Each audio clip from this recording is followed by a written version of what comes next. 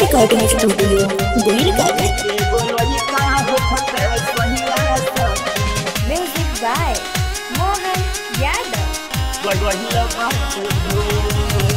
जबल रहनी नाया तबले हमसे मनल हनमून एके गो लइका होखत सोहिया सखी गहिल बात भू एके गो लइका होखत सोहिया सखी गहिल बात भू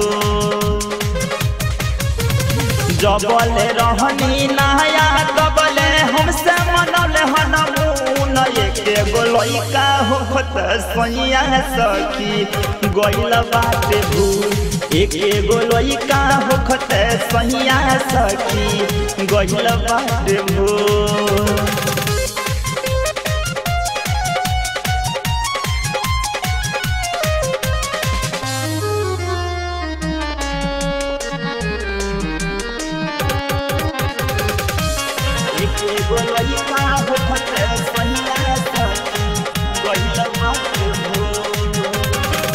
जबले रहनी नाया तबले रहे हमारे पास हो खते पुरान भइल सब दिन के खास हो।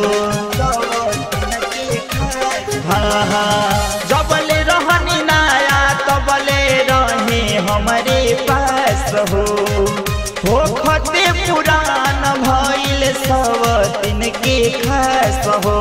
सोची के ई है बतिया हमारा जरा तारे खून एके गो लइका होखत सोहिया सखी गइल बात भूल एके गो लइका होखत सोहिया सखी गइल बात भूल।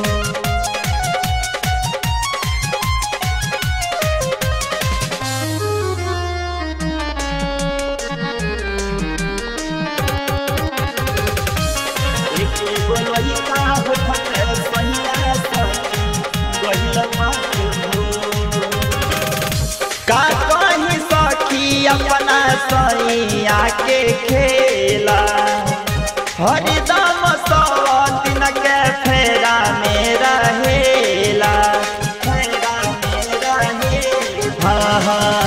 का कहीं सखी अपना सैया के खेला हरदम सब दिन के फेरा में रहेला।